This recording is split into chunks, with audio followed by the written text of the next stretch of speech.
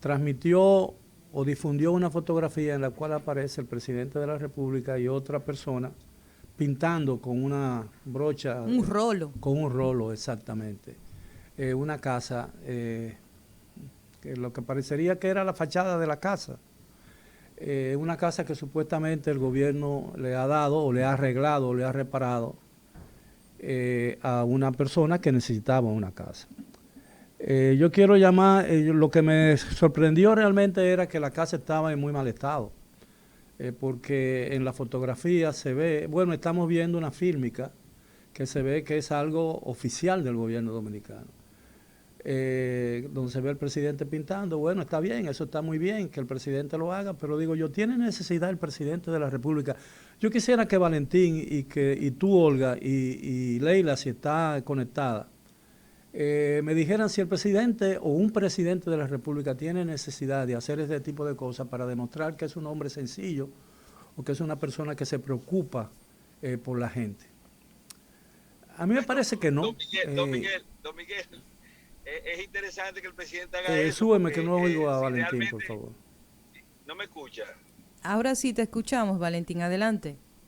es interesante que el presidente haga eso, sobre todo en esta época, porque todo el mundo le va a dar una mano de pintura a la casa, posiblemente en la tradición navideña, pues ya uno sabe con quién contar como ayudante. Está bien.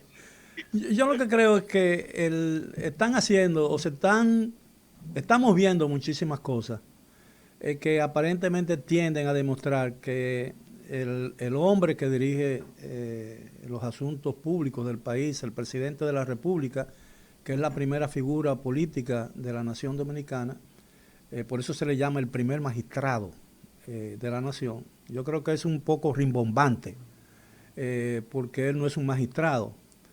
Pero eso tiene... Eso de primer magistrado tiene su razón de ser en el Sí, hecho yo lo sé de que, perfectamente. Porque vamos a ver, porque él es el poder más importante de los tres poderes del Estado. Pero no necesariamente, don Miguel, lo que hay es lo siguiente. yo sé Usted por qué sabe se le que dice... hay una merced, pero está bien, vamos a ayudar al público. Hay una merced que se le otorga al soberano, al presidente de la República, que se trata de la potestad que tiene constitucionalmente para condonar, para perdonar algunas condenas. Usted sabe, indultos.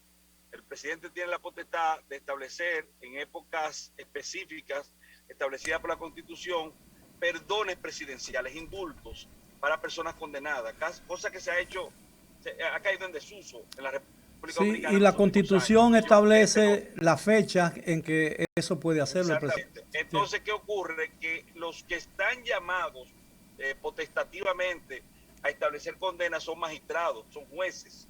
Entonces, por eso el presidente es el primer magistrado y el magistrado de magistrados, porque al final de cuentas, indefectiblemente de la conclusión a la que haya llegado un juez respecto a la responsabilidad penal de una persona, el presidente tiene esa facultad indultativa, facultad de perdón con respecto a la sanción que le ha sido impuesta a la Sí, persona. pero Bueno, Miguel, el perdón, el perdón solo puede hacerlo el presidente cuando una persona ya es objeto de una sanción por parte de un juez.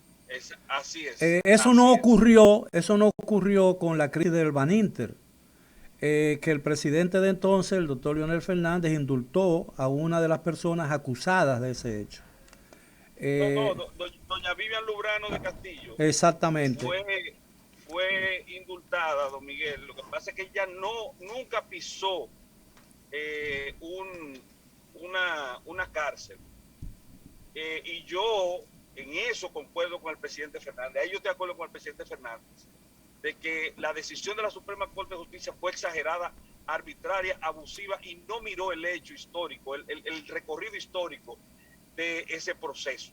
Bueno, está bien, pero yo no quiero entrar... Merecía el indulto. Pero yo no quiero entrar en esa discusión porque también aquí hay, y tú eres abogado y lo sabes mejor que yo, porque yo en eso soy un lego, pero aquí hay el concepto, la Constitución establece el concepto de la separación de poderes, es decir, en teoría, es decir, un presidente, además lo que se alegó entonces era que ella estaba muy enferma y que no resistía un día de cárcel, cosa que no estuvo probada.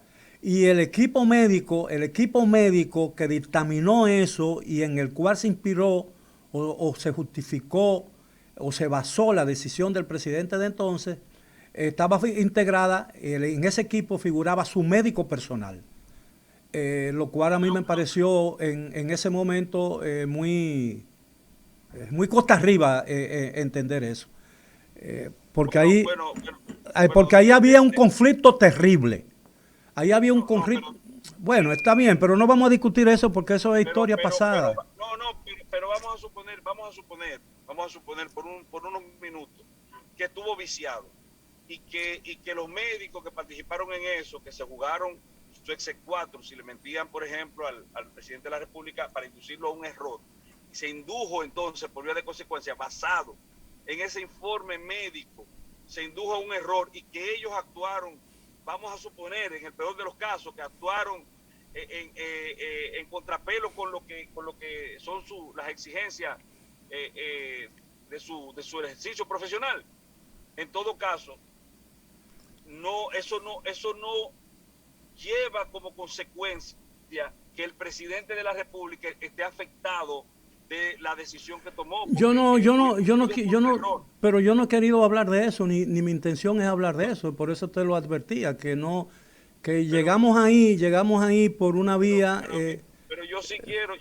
Bueno, pero llegamos ahí por una vía marginal que independientemente de lo que yo estaba tratando, porque yo comencé diciendo que a mí me parecía exagerado en un momento mencionar el tema del primer magistrado de la nación, porque en uno de sus discursos de campaña del presidente era que todos esos títulos rimbombantes, aunque estén justificados, tendían a crear una atmósfera de culto de la personalidad que el país debería desechar. Por eso fue que yo dije rimbombante. Y por eso... Yo digo que nunca como ahora es tan inapropiado decir primer magistrado, tanto con el caso del presidente actual como con el caso del presidente anterior, porque la condición de magistrado tiene como base primigenia, el hecho de que la persona esté formado en derecho. Y ni el presidente actual ni el anterior podían ser llamados magistrados porque no eran abogados. Indefectiblemente la facultad que le concede la Constitución de la República. Bueno, pero yo no quiero insistir en eso, pero eso podríamos...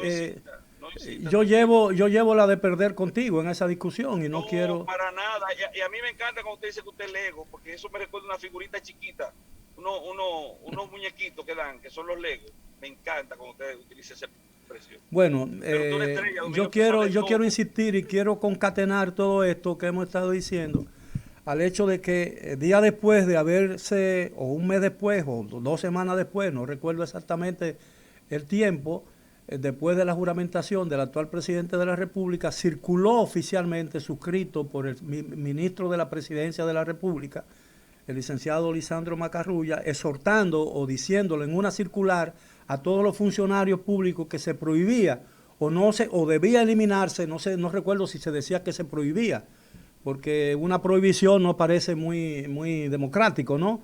Pero que no parecía pertinente, para decirlo de una manera un poco angelical, que al referirse a la figura del presidente no se le dijera licenciado. A mí me extrañó mucho porque el licenciado es un título que se adquiere en una universidad y con toda propiedad el presidente de la República puede decirse licenciado porque es un licenciado. En economía tengo entendido, o en finanzas tengo entendido. Lo que me parece un poco fuera de tono con el espíritu de lo que se ha proclamado o lo que se promovió en toda la campaña y se sigue promoviendo para desechar o enterrar esa tendencia al culto de la personalidad tan propia de la naturaleza dominicana, es que se le diga todavía, incluso en los discursos improvisados, en un acto público cualquiera, sin ninguna dignidad, como es la inauguración de un puente o la inauguración de una oficina o como ha ocurrido en esta administración de la sucursal de un supermercado, se hable de su excelencia, su excelentísimo señor presidente de la República. La dignidad presidencial quizás lo amerita, pero en el trato diario, en lo cotidiano, me parece un poco, quiero repetir esa palabra, rimbombante. Mira, Patton, cuando se le decía general, y era general con todo el derecho, era un general de 4 estrellas. No llegó a 5 estrellas, 4 estrellas. Okay. Pero era jefe de un ejército en los Estados Unidos y fue un héroe de la guerra. Él se llamaba a sí mismo soldado. Es como cuando tú dices monseñor y tú le dices monseñor, le está dando a un sacerdote, le está dando algo por debajo de la dignidad que incluye el sacerdocio, porque monseñor es un título. Lo de sacerdote es una condición. No sé si me hago explicar. Claro que sí. Bueno. Entonces todo buen militar es un soldado. Y esa fue la salutación de Eugenio Deschamps a Máximo Gómez cuando llegó en el famoso discurso en Baní. Guerrero, la epopeya no había muerto, tan solo había reclinada, cuajado de laura la cabeza. Cojan ahí. Pero Cojan ahí, papá. Yo creo que para pasar a Olga, y me gustaría escuchar lo que ella opina al respecto. Siempre esclarecedor. Gracias por el permiso. Pero yo creo, don Miguel, que ciertamente nosotros somos iguales, la Constitución nos llama iguales, pero hay iguales dentro de sus iguales.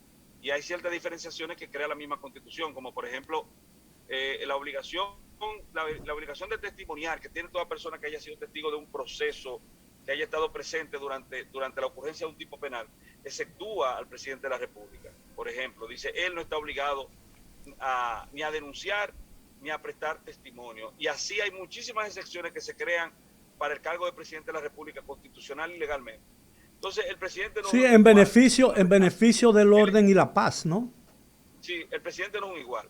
Y yo no creo, óigame, yo no creo en el culto a la personalidad ni en la exaltación exacerbada de las condiciones de una persona, pero sí creo que sirve de estímulo el hecho de que una persona consiga, a través del desarrollo de una carrera, de la especialización y de ciertos logros, consiga ciertos niveles de reconocimiento. Y que esos niveles de reconocimiento estimulen a otros para que procuren ser eso. Es más, si a mí me gustara que me digan, excelentísimo señor presidente de la República, pues yo estuviera en un partido político inscrito procurando ser presidente de la República porque me gustara ese asunto. Yo no veo tan mal el tema de hacer esos distingos que de cierta forma están establecidos de forma protocolar, valga la redundancia, en el tratamiento que se le da a los jefes de Estado y de gobierno y a cierta figura como el Papa, por ejemplo, que hay que llamarlo su eminencia reverendísima de forma protocolar. Eso es a los cardenales.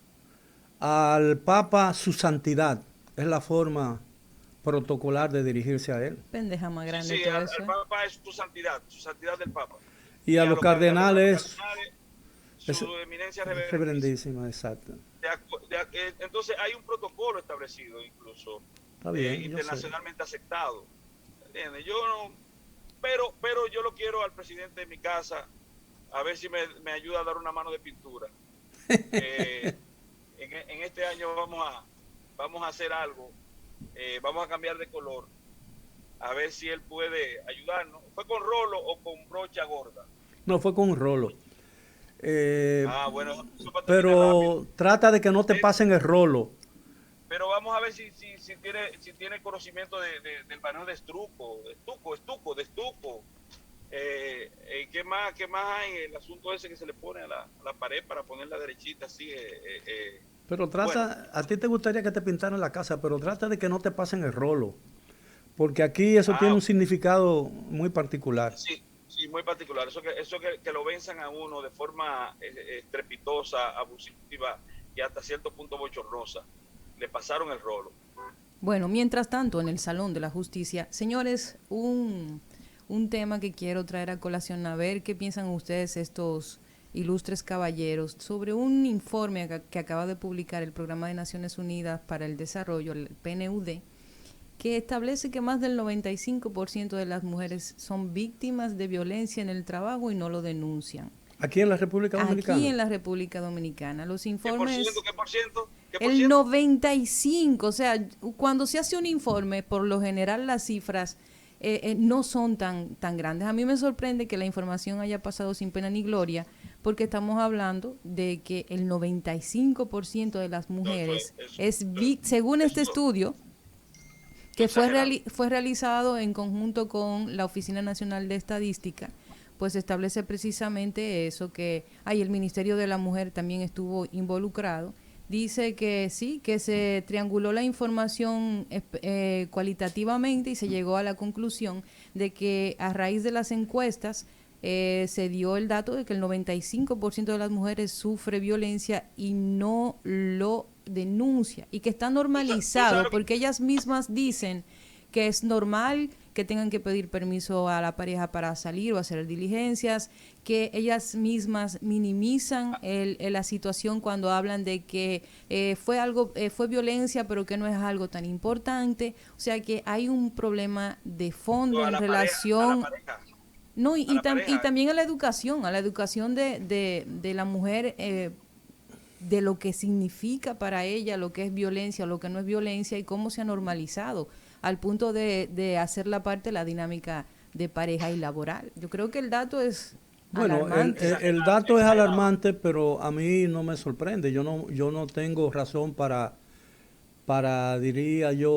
rechazarlo o refutarlo, porque no he hecho una investigación, ni es mi especialidad hacer ese tipo de investigación.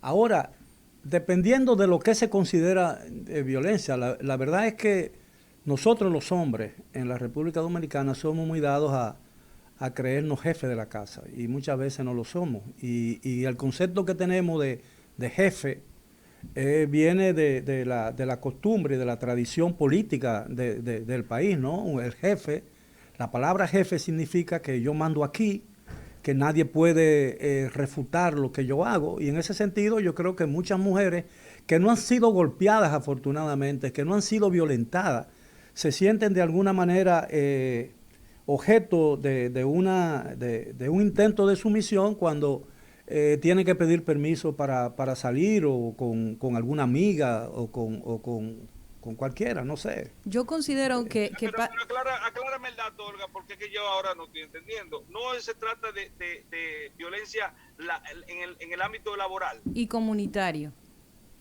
Laboral y comunitario, pero así eso es falso. Mire, yo creo que no hay que ser... Yo creo que no hay que ser un erudito, ni un especialista en la materia, don Miguel. Y me gusta mucho que usted respeta las especialidades y respeta mucho también el ámbito de conocimiento de científico. Eso es ciencia, eso que usted hace, eso es ciencia. Pero, don Miguel, vamos a poner en esos números, 95%, eso quiere decir que Olga está siendo violentada ahí. Eso le iba a preguntar yo a ella. Gracias a Dios no, le ha ido peor al que ha intentado eso conmigo. Yo creo que el que está siendo violentado es, ¿cómo se llama? No, es Michael. Michael. No, miren, en serio, Valentín, déjame decir esto porque quiero decirlo. Mira, con mucha frecuencia, yo veo estos estudios que son buenísimos porque son una forma de uno documentarse, y las estadísticas son precisamente una fuente importante para el desarrollo de los países, en tanto que identifican situaciones y se puede entonces trabajar de manera enfocada en corregirlos en los países que funcionan, no en el nuestro.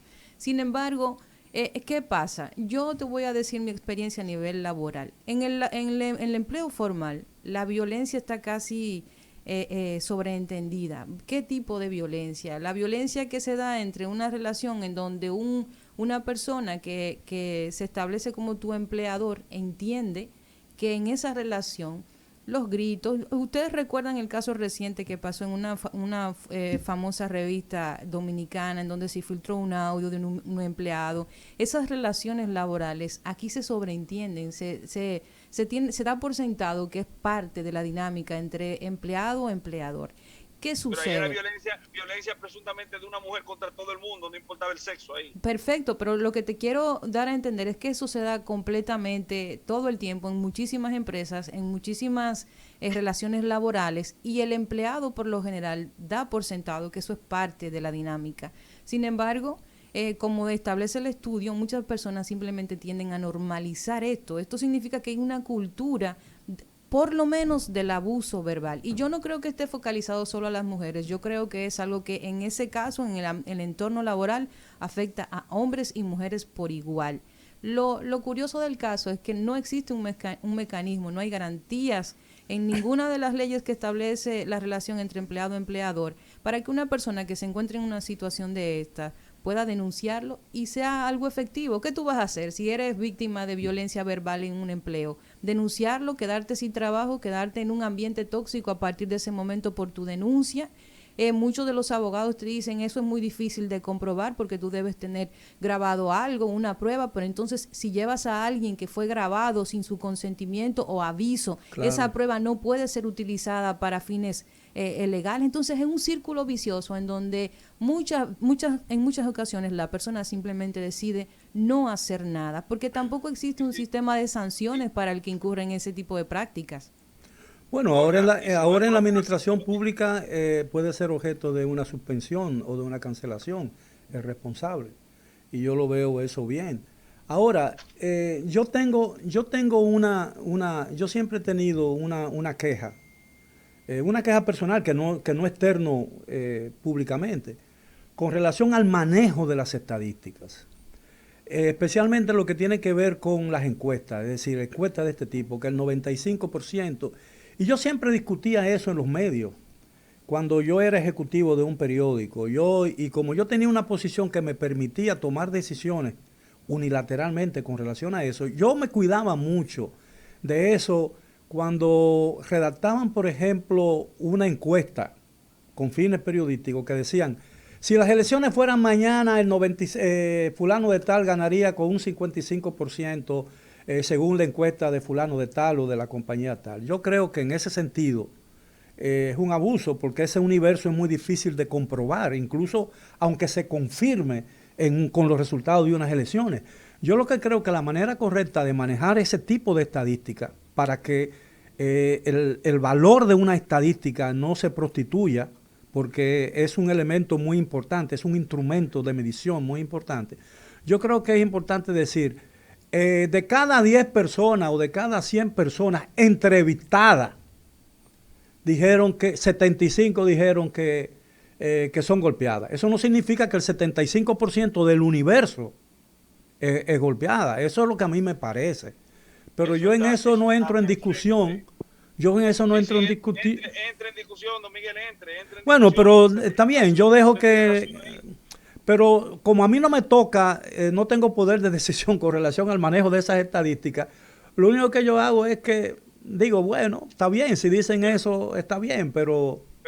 Pero tomemos lo dicho por Olga, que es una verdad de perogrullo, don Miguel. Tomemos eso que dice Olga. Sí, claro. Cuando se intenta llevar a efecto un proceso para demostrar que ciertamente se es objeto de acoso laboral o de maltrato, violencia laboral o intrafamiliar, es difícil probarlo, es prácticamente imposible porque le piden una serie de resguardos probatorios que no se pueden obtener con facilidad. Entonces, ¿cómo puede ser posible que para una cosa como un trabajo estadístico, investigativo como este, se puedan aparecer los datos y las pruebas y para aquello no? No sé si me entiende por dónde voy. Sí. Claro. Entonces no es posible. Además que eso no es posible, don Miguel. Nosotros estaríamos hablando de que estaríamos en el estadio situacional de un país donde todas las mujeres tendrían desdibujada la sonrisa de su cara si nosotros viviéramos en un estadio situacional. No, yo no creo que se puede tomar así, Valentín, porque como establece, les invito a que busquen la información y vean cuáles son los datos que tiene el estudio. Hay una burbuja, que es la burbuja de no entender, de que tu cultura te establece casi de forma mecánica que todo eso que se da es completamente normal. La gente lo normaliza, las personas normalizan la violencia. Claro, no podemos llegar a los extremos. En España un hombre le tira un piropo, como se dice comúnmente, a una persona y enfrentas una situación que puede llevar a tener una multa. Sí, claro. En República Dominicana es un hábito normal. De hecho, hay toda una cultura del piropo, tanto así que cuando una mujer no responde positivamente al piropo, lo que viene es a traer una retaila de improperios y de insultos, porque el hombre entiende que es un desaire el hecho de que una mujer no le devuelva un piropo. Entonces, para que tengas una idea. O que se ofenda por un piropo, exacto, dependiendo del piropo, ¿no? Sí, pero dependiendo del piropo. Las mujeres, por ejemplo, las periodistas que tienen por lo general un carácter difícil, casi todas, y me inscribo porque tengo que hablar por mí sobre todo. En el caso de una periodista, lo he visto en muchas ocasiones, usted le dice una cosa que no piense muy bien a una periodista y usted tiene un boche arriba en 2 segundos. Entonces, es para ilustrar cómo la cultura modifica muchísimas veces esa percepción que tenemos sobre lo que es violencia y sobre lo que no es violencia. Ahora, déjame decirte algo. Con el mundo, cuando comenzó el asunto y se hizo muy popular el tema del Me Too, ¿te acuerdas? Sí. Un grupo de intelectuales francesas produjo o hizo público un comunicado donde decían básicamente que estaba muy preocupada porque el mundo se encaminaba hacia una situación en que la galantería y la cortesía hacia la mujer estaba desapareciendo o iba a desaparecer. Ya los hombres en algunas sociedades, tienen miedo de enviarle un ramo de flores a una mujer en la que estén interesadas. ¿Entiendes? Entonces no podemos llegar a esos extremos. No podemos llegar a esos extremos porque la galantería sigue siendo una relación positiva y diría yo, y no tóxica, como tú dices, en la relación entre un hombre y una mujer. Estoy completamente de acuerdo. Mira, aquí ahora la gente, los jóvenes tienen miedo de ayudar a bajar una escalera, por ejemplo, a una mujer, tomándola por el codo.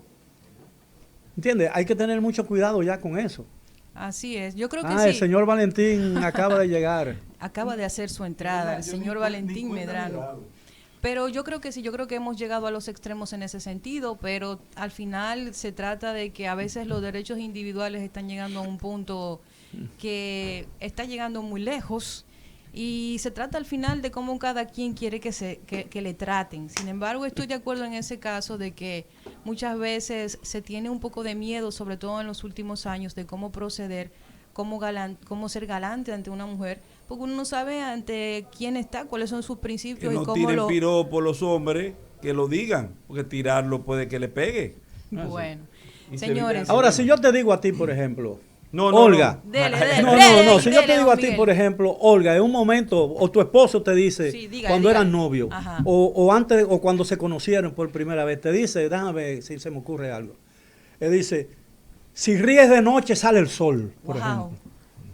Me desriengo ahí mismo. ¿No te ofende? ¿Tú te ofendes por eso? No, claro que. Ahora yo le voy a decir una cosa, ¿Eso tiene que ver con un blanqueamiento dental? Ahora, pero como uno que oye una vez decir que qué buena olla, bueno, pero yo no sigo. Ya déjame no seguir. Ahí era donde iba. La verdad es que de ese punto tan. Ay. No, Miguel, soy yo, ay Dios mío, tengo vergüenza. Me voy. Antes de que esto siga a mayores, vamos a hacer nuestra pausa y volvemos enseguida. 98.5